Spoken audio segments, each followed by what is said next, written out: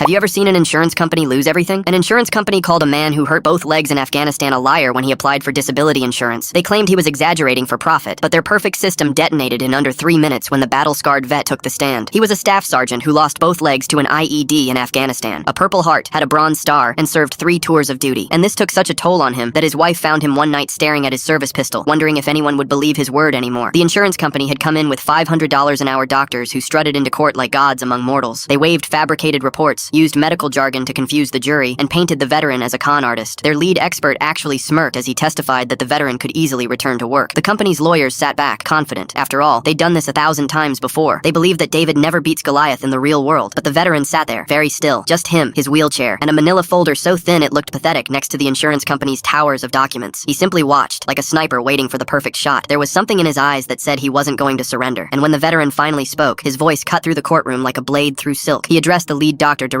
"You testified you examined me personally. You looked me in the eye and told this court you touched my scars, tested my mobility. Do you stand by that testimony?" The doctor's smirk widened. "Absolutely. I remember it clearly," he replied. The veteran nodded slowly with a smirk. "I was hoping you'd say that." The veteran pulled out a small recorder and asked the judge for permission to play it. The judge nodded, so he pressed play. The doctor's voice filled the courtroom, but not from the stand, from the recorder. "Look, I'll write whatever you need. I haven't even met this guy, but for 50 grand, I'll say he could run a marathon." The blood drained from every insurance lawyer's face, but the veteran wasn't done. He explained that this conversation happened 2 weeks before his supposed examination, and with surgical precision, the veteran revealed his final evidence, medical records from the military hospital, signed by 7 different doctors, who documented every single moment of agony. These documents showed he'd never properly walk ever again, proving that every word the insurance company said so far was a lie. The lead attorney's hands trembled as he tried to object. Papers scattered across the floor. The doctor's mouth opened and closed like a drowning fish. The insurance executives in the back row were frantically making phone calls, their faces the color of ash. They were claiming that the evidence was gathered illegally, that it couldn't hold up in court. The judge had to bang his gavel 3 times to restore order, but the damage was done. Goliath was bleeding out on the courtroom floor. The judge's voice shook angrily. He said that in 30 years on the bench, he had never witnessed such systematic, deliberate cruelty. He didn't just rule in the veteran's favor. He unleashed hell. Full benefits, triple punitive damages, criminal referrals for fraud. He ordered U.S. Marshals to seize company documents immediately. Then he turned to the veteran, his voice breaking slightly. "Sir, this court apologizes that you had to fight this hard for what you earned with your blood." When the verdict was read, the veteran's wife broke down sobbing, not from sadness, but from relief.